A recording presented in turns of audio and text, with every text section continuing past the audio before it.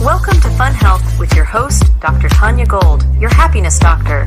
Dr. Gold is a medical doctor who specializes in natural medicine and has been in practice for over 23 years. She's also a registered yoga teacher, public speaker, and published author.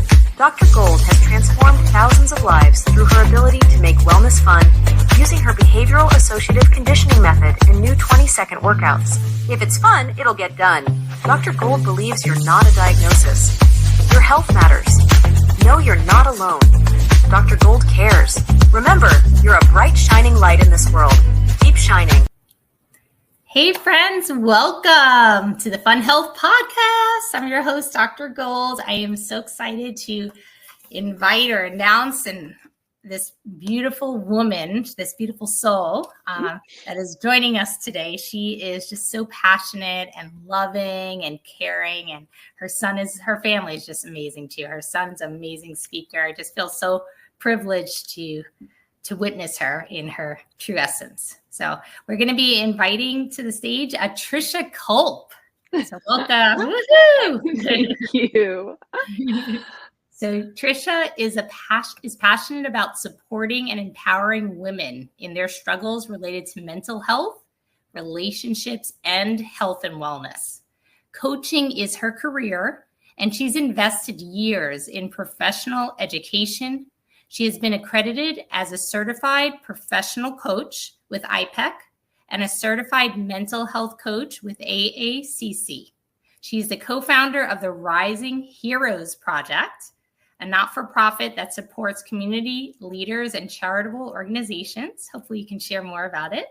She's been a producer in 3 documentary films focused on personal development and relationships that have been featured on Netflix, Hulu, Amazon, Prime, and Tubi. And I hope you'll share that as well. I want to see these. She also is a wife, a mom, speaker, community volunteer, avid reader, an obsessive tea drinker. You can reach her at triciaculp.com. So, and we'll put the link, your way to reach our folks in the link so they can have that as well if they're interested. Well, why don't we get started and just thank you. We're so happy to have you today. Oh, thank you so much for having me. What an honor. Oh, you're welcome. So I was just curious, what inspired you to become a health coach, and how has motherhood shaped your approach? Oh, wow. Those are 2 really big questions. I'm going to go back. So, I guess technically like in the, when the IRS asks you what you do for a living, my title's life coach. So I'm not a therapist, and the areas I focus in are what you mentioned: mental health, health journeys, and relationships are my focuses. Up until about 8 years ago, the only reference I had for a life coach was like, did you ever watch Gilmore Girls? Yes, I have. So, the season where one of her friends has a life coach that like follows her around and tells her what to do. Yes. Like that was my only reference, like as jokes in sitcoms, like, oh, this rich person now has a life coach who just tells them all the things that they should and shouldn't be doing, and that's all I knew about it. And then I wound up becoming good friends with someone who was a professional coach, and she had turned her coaching skills to coaching teens, both in and aging out of the foster care system. Oh, wow. Okay. And I did some volunteering with her organization, and I was able to witness what coaching did for these teens who are, that segment of our society is one of the most vulnerable and troubled segments. Like a lot of them are being raised in group homes or, because people don't want to take in teenage foster kids. Right. So anyway, it kind of went from being a joke to me for me to see like, oh, like she's doing really powerful work with a really vulnerable population.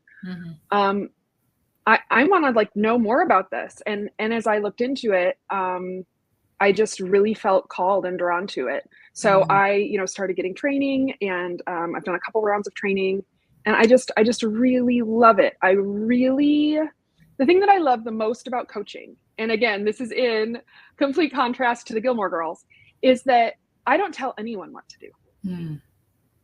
I am completely, my job is to help you discover what is the deepest, truest part of you. What are your deepest, most important values? What do you really want? And to help you bring that out into your life so that your life is what you truly want it to be. So it's not about me having the answers. It is about me empowering you on your journey. Gotcha. And I can attest to that because she's actually was my coach for a period of time and really helped me transform to that next level. So I really thank you for that. Well, I love that you said that. And one of the things I say, one of the most common questions I get is, well, how is coaching different from therapy? And I like to say that therapy is about, like, if you're really having a mental health problem, issue, struggle that is keeping you from functioning. So I'm not functioning in some way. I'm not sleeping. This relationship has gone sideways, whatever it may be. Then you need a therapist to help you go from dysfunctional to functional. What a coach does is take you from functional to ideal, or functional to empowered, functional to thriving. That's what we do as coaches. I love that.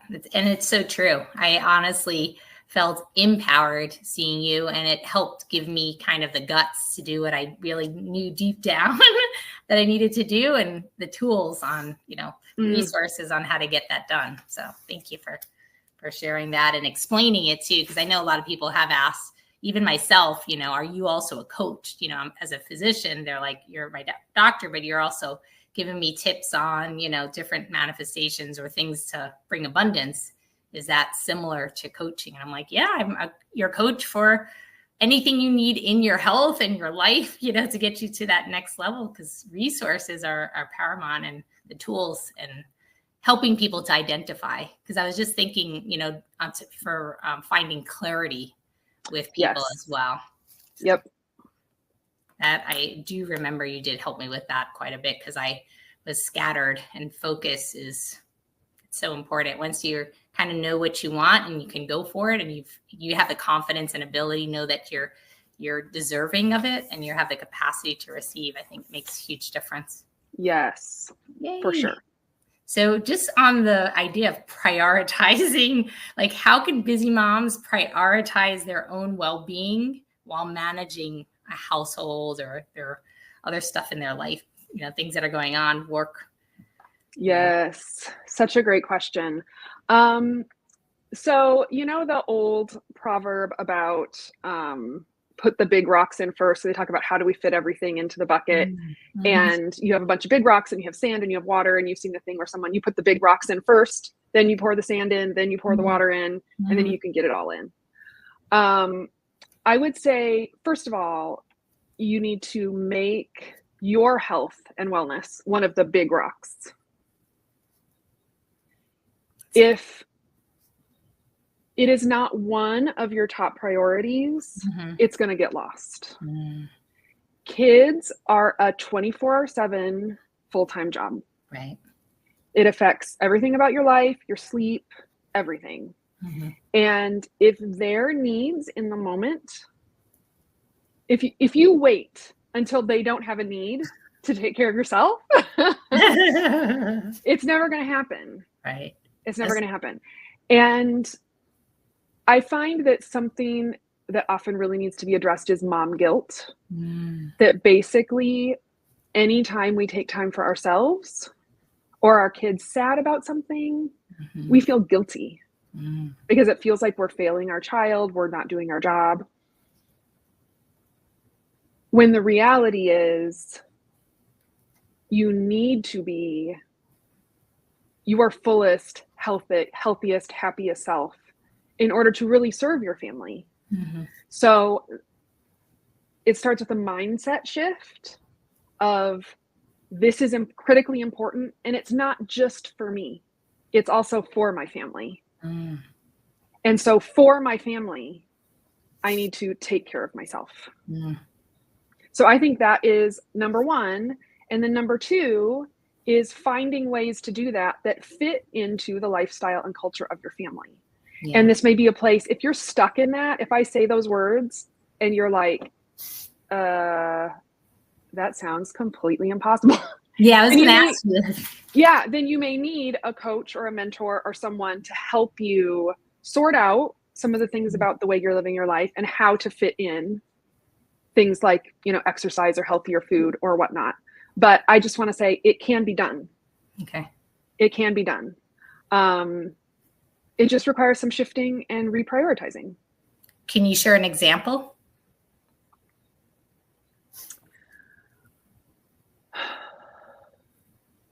What is a good example?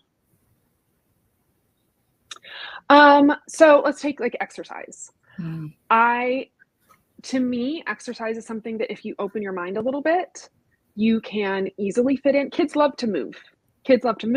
Play. So, when they're little, I used to always take my kids for walks and just walking. If I couldn't do anything else, put them in the stroller and walk a little bit, baseline. And then when they got older, when they were playing at the playground, I would walk and jog around the playground.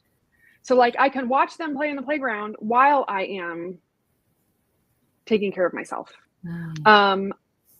I sometimes it would be a good excuse for me to do something I maybe didn't love doing, but when I put it in the exercise category, they're like, Mom, you want to kick the soccer ball? Like my answer would have been like, not really. I was never good at soccer, don't love soccer, don't really love playing soccer with you because, it's just not that much fun to just chase the ball, whatever it is. But then when I put it in my mind as, okay, I'm going to kick the soccer ball with my son and it's going to be exercise for me. It doesn't matter how silly it is, put that play hat on. We're just going to play. We're just going to play and I'm going to get some movement. And that, that was helpful.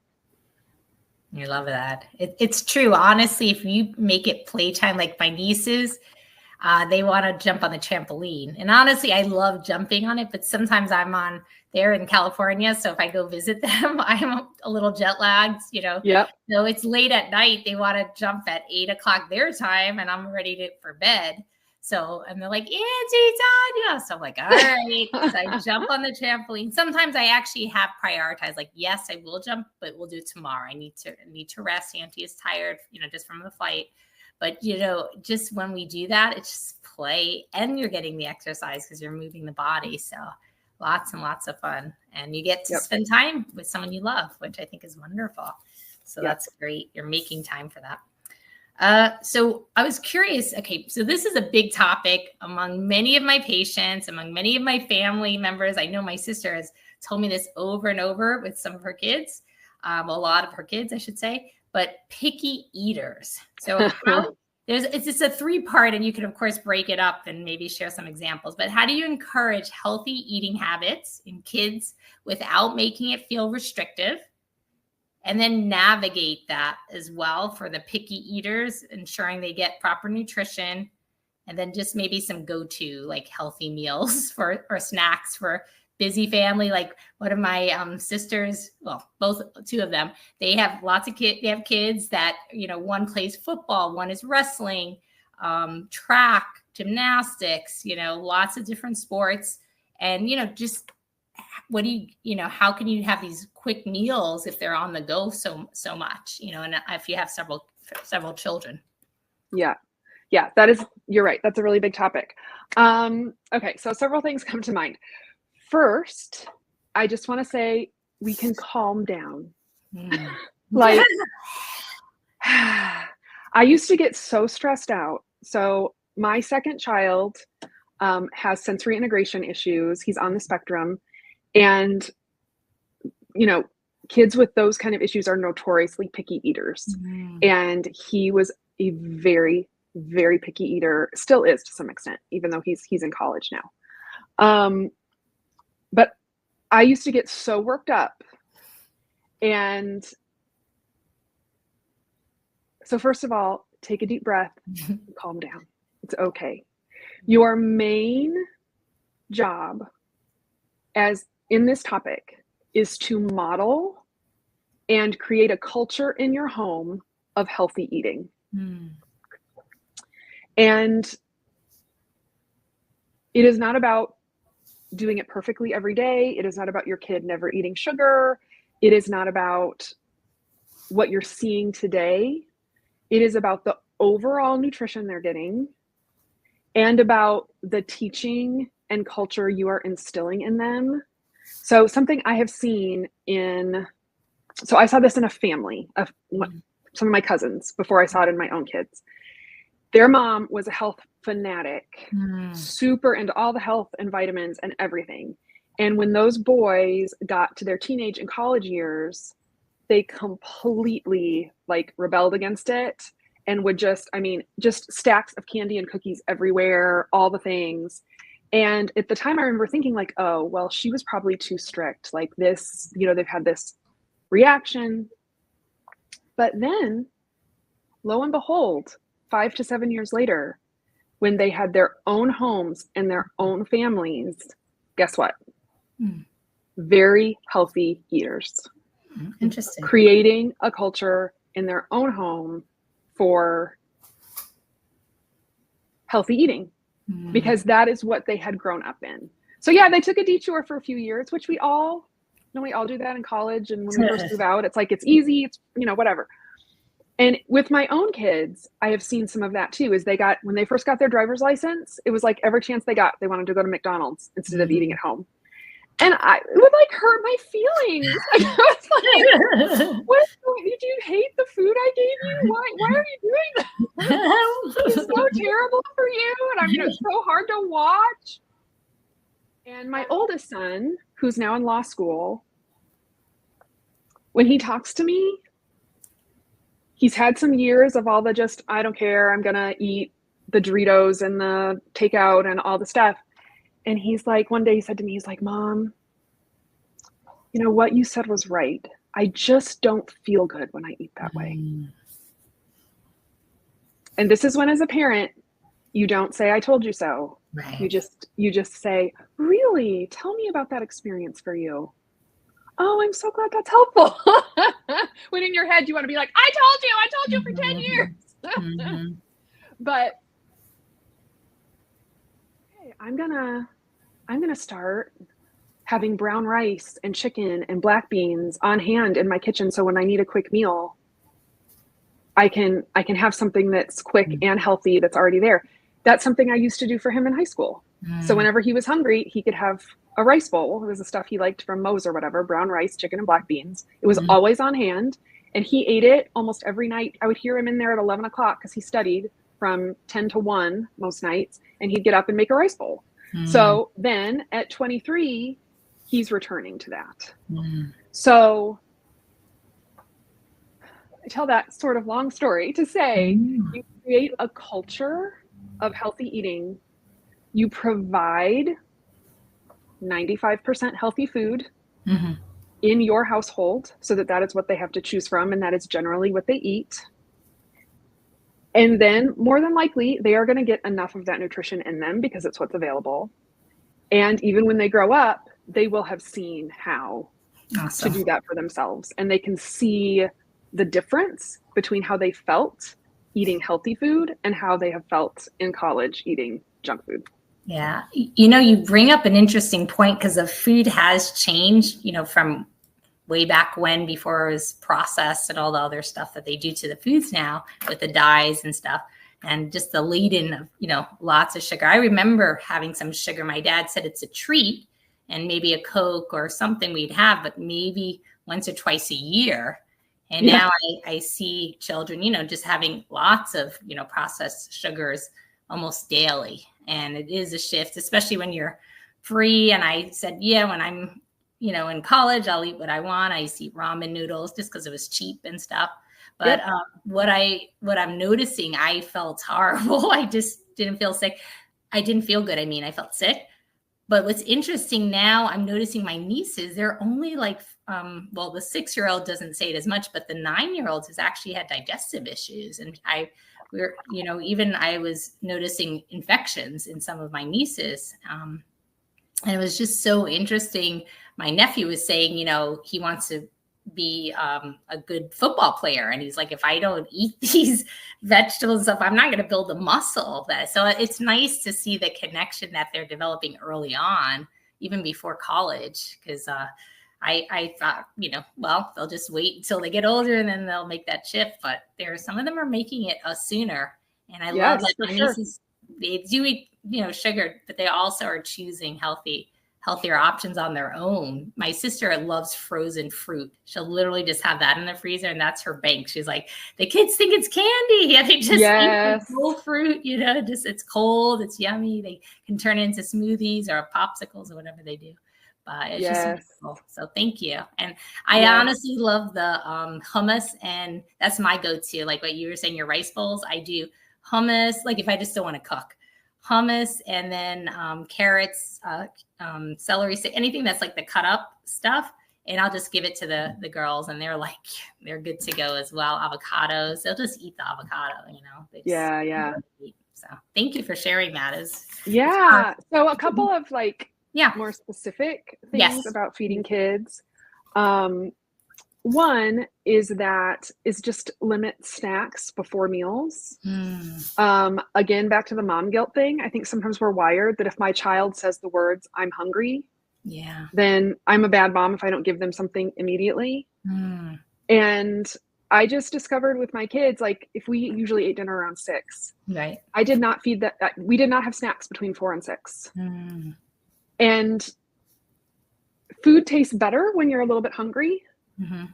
And then we would start so we always did salad first. Okay. I would put the salad on the table, raw vegetables, whatever it was that they would eat. Like my youngest, when he was little, pretty much the only raw vegetable he would eat was carrots. But he would eat, a few carrots. Right. For lunch, we always said fruit first. Okay. I have friends whose kids love fruit and they won't eat their protein. So then they do protein first. Like they want them to eat their chicken cubes. So if there's something that you have a little bit harder time getting them to eat, give it to them first. Okay. Food just tastes better when you're hungry. It does for me. If I'm starving, even something that maybe I don't love, like a vegetable soup or something that's not my favorite, but if I'm hungry, it tastes great. It tastes really good. The same is true for kids. But if you've given them a snack at 4:30, then it's real easy to be like, even just to almost not have the energy to eat it. Like when I'm not really hungry, sometimes I don't even want to munch on raw vegetables. Like you just kind of feel like, but when you're hungry, it's like, oh, well, this is good. So that's one, little tip. And then have you had anyone talk about kiss, lick, nibble? Mm-mm. Okay. So it's a way of introducing new foods or vegetables, whatever, to kids. And especially when they're, really small, if there's something they've tried and they're like, oh, I don't like that. So we would say kiss, lick, nibble. So if I was introducing, say, cucumber, and they had maybe tried it once and they're like, it's like, okay, we're just going to kiss the cucumber. We love the cucumber.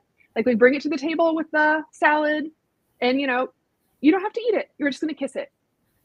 And so then they would pick, maybe they'd have on their plate 2 or 3 things. And if they didn't want to eat it, but they could kiss it. And then once they kissed it, then maybe you could lick it. We're going to kiss it. We're going to lick it. And we're going to take a tiny little nibble of it. And so that's over time. If they kiss a cucumber enough times, not always, it doesn't always work, but probably eventually they'll get used to it. A lot of it's just, they're not used to it. That the first bite, that's a huge issue in the brain, is that if they take a bite of something and then it goes in the, I don't like this category, then you're kind of sunk for years, because then they're just like, so it's like, it's okay. You don't have to eat it. We're just gonna kiss it. We love the cucumber. We kiss the cucumber. I read, actually I saw this on another podcast, but I also read the research, but they said it takes about 10 to 15 times for anyone to know if they like something. So you actually have to introduce it multiple times, especially to the kids, because their taste buds can change as well. And again, just like you said, if you had something ridiculously sweet right before even eating a really sweet orange, that orange may taste bitter. So then it's like, ugh. So, and I've done that too before. I'm like, oh, this is so bitter. And it's not. It's actually really sweet. It's just my taste buds were a little skewed. Same with salt. If you just add so much salt, your taste buds get numb. So just introducing, I love the kiss, lick, nibble. That's awesome, because fun. Grab that. And it's providing, you're injecting positivity into something that's not just because, you can't make a child eat something. Like that sounds like a really obvious thing to say, but I used to get so frustrated and feel like I was failing because they wouldn't eat their vegetables or whatever. Right. And I would just have to step back and go, I can't control this. Yeah. I can't control it. All I can do is introduce them to good things and create positive energy around it. And eventually they will probably try it. And eventually they're going to have to choose whether to eat healthy or not anyway. Right. But you're setting the example, which is so nice. I love it. Yep. We're going to ask our anybody who's listening right now if you can stand up. If you're not able to stand up, this, I usually take a little break in the podcast, stretch or move or take some slow, deep breaths. So if you're actually driving, please do not try to do this. But you can, if you're able to rise, please do. If you're not able to, I just want you to take some nice, slow, deep breaths. Let's start with 5 slow, deep breaths in, and then 5 slow, deep breaths out. With a smile, roll those shoulders back, open up the heart. And again, just bring the light in. Just know that you're a beautiful light in this world, meant to shine. You're a beautiful gift and deserving of optimal health, deserving of just amazing things in your life. So bring in that abundance, that receptacle to receive. Go to that portal and just see yourself receiving all the beautiful things that you're meant to receive. So standing nice and tall, mountain pose here, rooting those feet down if you're able to. If you're sitting, just rooting that bum down into the ground, those hips into the ground. And if, again, you're able to just gently hunch the shoulders just for a moment towards the ears and then relax them down. Take a nice long exhale and reach those arms overhead, again, if possible. Just stretching out those arms and just gently reach all the way to your right and then all the way over to your left. Just stretching the side waist here. Good. Again, another nice deep breath in with a smile. Again, if possible, gazing up. Again, if your eyes are closed, you can just look from the lids, within the lids. So with eyes closed, you can still look up or down. If you're outside, of course, gaze up. If you're driving, of course, keep those eyes open, gazing up and then down. Gaze to your right and then to your left. Good. And just shake out the body. Let's get out some of the wiggles. Gently turn your head side to side. Shake, shake, shake. And let's do another audible breath this time. We're going to inhale and say, ha.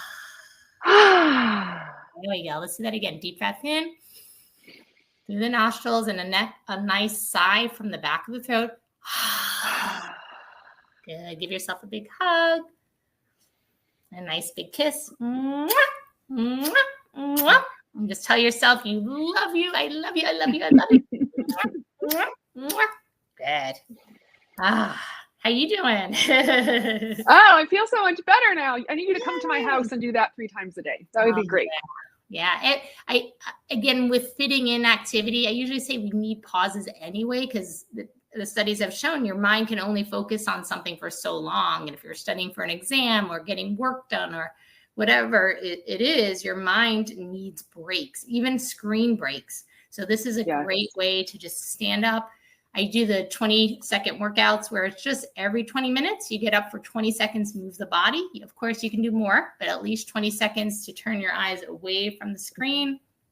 Maybe if you're near and outside, if you're working from home, you just go outside, stretch out the body, or from your desk if you're not able to. But just standing up, stretching, or if you're at a standing desk, just move away from that desk and just move that body a little bit. It can just bring in so much creativity, some release, especially if you have, I know for me, if I stay at a computer, my shoulders get hunched. Sometimes I'm not intentionally, I try to make everything ergonomic, but after time, my body just gets a little fatigued. So doing that stretch can release. So thank you for sharing and joining me.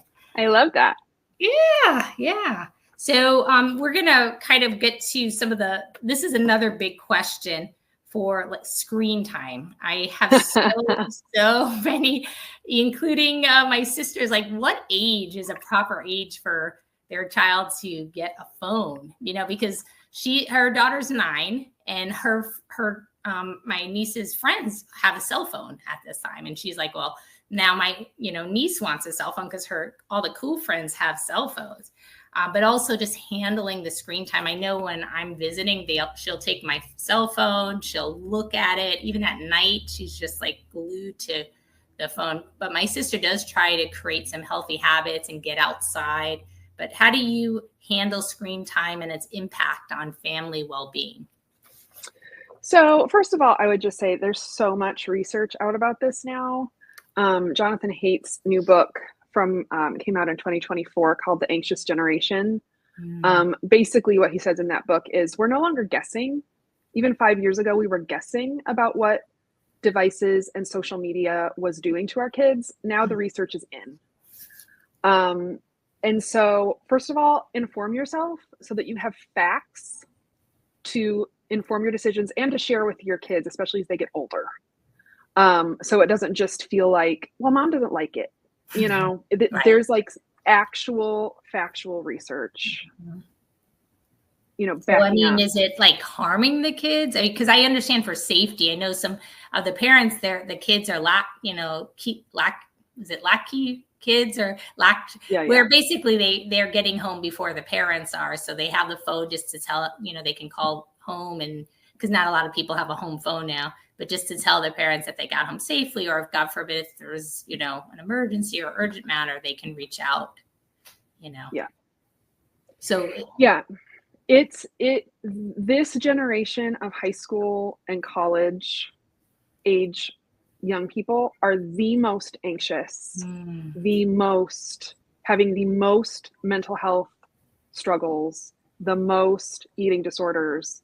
All of that has skyrocketed. And a lot of it is linked to social media and online use. Why do you think that is? Well, I mean, you read the book, but I can read the book. Read the book.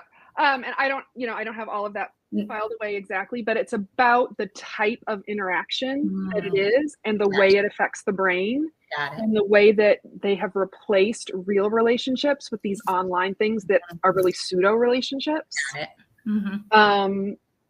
So there's a lot of factors, from things that you're passionate about, like being replaced with exercise and being out and, that sort of thing. Yeah. So I would say a couple things about that. First of all, when they're young, and I'm saying young is in younger than teenage, I would say just strict limits. Do your research, talk to your doctor, read a book, and decide what the limit is going to be, and then enforce that limit without any kind of guilt. Okay. When my kids were growing up, they were already saying an hour of screen time. And so that's what we did. We did an hour of screen time. They were able to have that. And once that was done, it was done. The video games were off, or the TV was off, and we were going to do something else for the rest of the night. Just like any boundary with your kids, it's hard for a while and then they get used to it. Okay. So figure out what's going to work for your family and then stick to it. There are some really good intermediary measures. Like, I feel like sometimes people say like, but they need to get a hold of me in emergency. And that becomes an excuse for them to be on their phone 5 hours a day. I have a very good friend whose child is in 6th grade, and she just got him, it is a like little phone device, but because of a lot of these mental health challenges and a lot of these things that are happening, there are a lot of really great options. So for this device, they have it set up. It's completely controlled by mom. There's no app store. There's only a couple of apps, and you can set it up to control who they can text and talk to. So it is now set up for he can only talk and text to the family to begin with. And, I forget, maybe she has one other thing on there, maybe an educational thing or whatever. Right. And it also has time on, time off. Gotcha. I know a lot of parents who just have their internet on a timer. The internet just goes off at 10 p.m. So there's no fights about it. There's no discussion. There's no whatever. It's just everyone needs to go to bed. The internet's off. So there are things you can do to let your child be a part of what's going on, but also have limits on it that are safe and healthy for them. Gotcha. Now, once they get to high school, that's another whole ball of wax. Okay. And, by the time your children are in high school, I believe it's healthier. You're taking on a more mentoring stance than a making rules stance generally. And so by the time they're in high school, you're going to be mentoring them through the process of what's going to work for you, what's healthy for you, what can you do, that kind of thing. And there's still going to be things you allow and don't allow, but that's a kind of a different scenario. They kind of are, it's very important for them to be connected to their friends. And if every one of their friends is texting and they don't have a way to text, I could see how that would be really difficult. So we just navigated that situation by situation, year by year, and just constantly monitoring, is this working for you? How are you doing? How are you feeling? How are your relationships? Do you have time for the important things in life? Are you still getting sleep? All the things, and just working that out with them as we walked through it. Yeah, I love the communication that you're instilling, and you're basically doing the conscious parenting, which I love, because each kid is different and they have different needs. So communicating and finding what works for them, or working with them as a team, rather than saying you have to do it this way, my way or the highway. But my sister, I love, also has them doing Duolingo. So they're learning Chinese in school. So it's actually really cool just to see, they do use the device, but it's also for educational purposes, which is really nice as well. Cool. So let's see. And thank you for answering that, because honestly, sometimes patients have asked me, and I do read the books, but sometimes to just say 1 hour and then they want to watch a movie or they want to do right. And there were some days, and if we had family movie night, and they would say, well, Mom, I really want to play my video games. Okay, so this Friday, you're going to play your video games when you come from school, and we're going to watch a movie that night. Doing that sometimes will not kill them. It's fine. Right. But it's what you're doing day by day, year by year as a habit. Yeah. And honestly, my sister says this as well. She's like, this is a treat. So yes, we're doing it today, but this is not the norm. We're not always. And Auntie Tanya is like the treat as well. When I come and they use my phone, I'm like, you're not going to always have my phone for, this period of time, but I'm allowing it right now. And I don't want it to become like a babysitter for them either. I want to play with them, but there are times I'm like, I really need to get this work done. So here you have it for this period of time. And then I do need it back, which is nice, because they are honoring that too. We're making a deal. So this will, if we want to get down to the real, like, what'll step on your toes thing, is what are you modeling for them? And what are you doing with your phone? Like what I just said about turning the internet off at night. If you're not willing to turn the internet off at night, you can't expect your kids to turn the internet off at night. So, what are you doing? And how are you allowing technology to possibly over-influence, over-control your life? And what do you want to model? I have a good friend who she was like, I realized that what I am doing with my phone, I would be very sad if my children grew up and lived the way I'm living. And so I need to start modeling. And so they started doing the kind of like the lockbox thing, where you put your devices away for periods of time. Yeah. And they reinstalled a home phone for safety.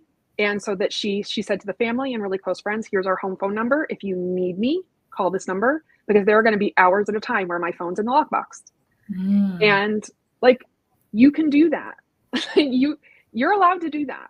Yeah, I do want to share personal, because I have I readily admit it, an addiction to watching like Netflix. I'll binge watch, and it was literally affecting my whole life, because I would go to sleep late, feeling it was exhausting, trying to wake up, go to work, and it would, be like I couldn't turn it off. I felt like so addicted. But I went through that. Was it the AA? They have their 10. So I went through the step program of that. 10 steps? Yeah, I think it 12 is. steps. 12 steps. Thank you. I was like, wait, that didn't sound right. So the 12-step program, and I realized, I can learn my triggers. And I realized just when I was kind of self-medicating with TV, I would sit in front if I was having an issue. Now I'm like writing down what the issue is. How can I solve it in a more enlightened way, rather than just with TV? And then I feel better too, because I'm going to bed. So it doesn't mean I never watch TV, but I set parameters on, I'm going to watch one show. And then I have my husband help me with this too, because it's like a kid in a candy store and they love candy and you're like, you could only pick one candy instead of saying, okay, get whatever you want. And they pick like tons of candy. But it feels good, like to watch something with control and then, take it off and go to bed. So again, I know, but if I let myself go to like 3 shows, I think it's that dopamine release. And honestly, they said that too much dopamine after time can have that negative effect. That's why addictive behaviors can become so lethal depending on the addiction, with alcohol and other stuff, because you just feel like you can't stop. So for those, and this is real, people are addicted to cell phones or, whatever it is. We had an exchange student. I mean, we took her phone away just for a little bit of time, just so we can talk to her. And she started screaming. And I say this because I know that people can be like, oh, I need this. And you don't need in certain cases possibly, but you don't need a cell phone 24/7 for every single part of your life, for the big picture, I'm saying. You can go outside and play and have some fun. I'm talking about like a kid who's like, I need to have this cell phone. But it is nice to set those healthy boundaries, like you were saying. And there's help, hotlines and like therapy, like you were saying, if people really feel stuck with this, or they're, trying to model for their kids and they can't, just know that there are places to reach out. You can Google, a lot of these services or talk to your doctor about it, but also reach out to your coach too, to help you. So you had asked me, one of the questions you sent, spoiler for the listeners, was, one of the most impactful resources or books. And what you just said completely dovetails into one of my favorite books. Mm-hmm. And so I will talk about that now. It is what you just said about TV. It is about food. Mm. And it is called Women, Food, and God, The Unexpected Path to Almost Everything by Janine Roth. Okay. And she talks about how, and when she says God, it is I would just say like more of a universal spirituality. It's not written from any particular religious or doctrinal viewpoint. But basically what she says is if you are using food for something besides nutrition, you're eating when you're upset or bored or whatever, or using it for comfort. Mm-hmm. Figuring out why you are doing that and going on the path to stop doing that will lead your heart and soul back to God. Mm. And that's really true of any addiction. But she talks about it specifically for food. And I just want to read part of this one page. Mm-hmm. Starting, this is chapter 7, and it's just so good. No matter how developed you are in any other area of your life, no matter what you say you believe, no matter how sophisticated or enlightened you think you are, how you eat tells all. Mm. Bummer. But think of it this way.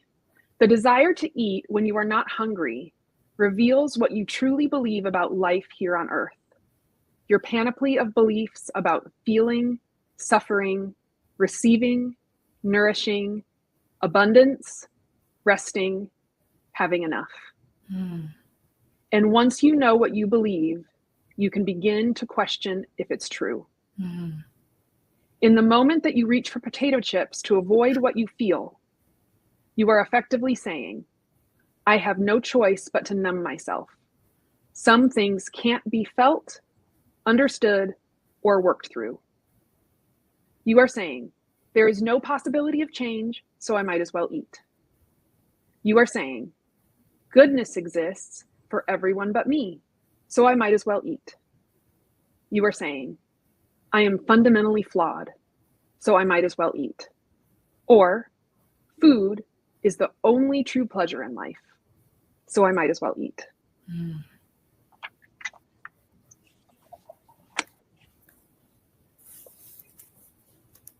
I think because of the abundance of food in our society and culture that is just not good for us.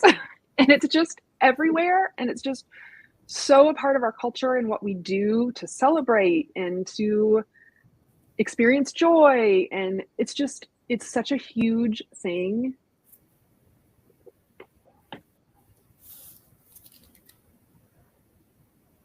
That it is a huge hurdle. Almost all of my clients have a huge hurdle around food. I have had it and I'm still working through some of it. We have so many unhealthy beliefs and behaviors around food.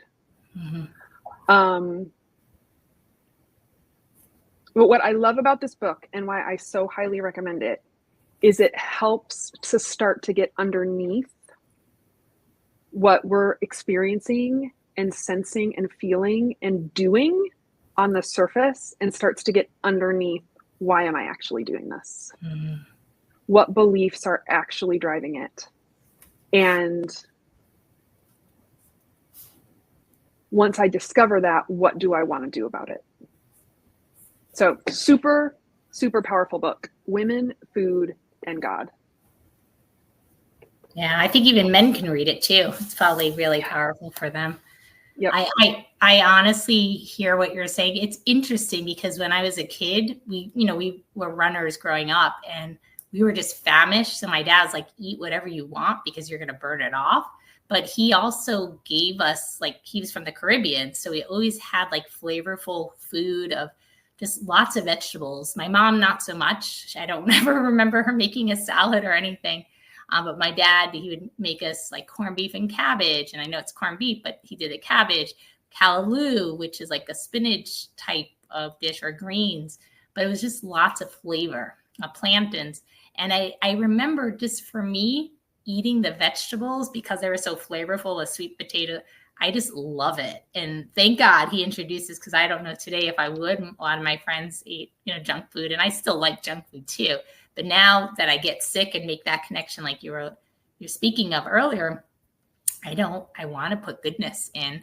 And I think just if you can go to, and you can create this too, is what I do with my friends too, and some patients, is have them over for a nice, fun, healthy, tasty meal. Because I do some of the myths that patients have told me, like healthy food is expensive and it tastes bad. And yes, that can be true, definitely. But sometimes like rice and beans are one of the cheap. I went to McDonald's one time. I said, do you have anything for 8 cents? And they just looked at me.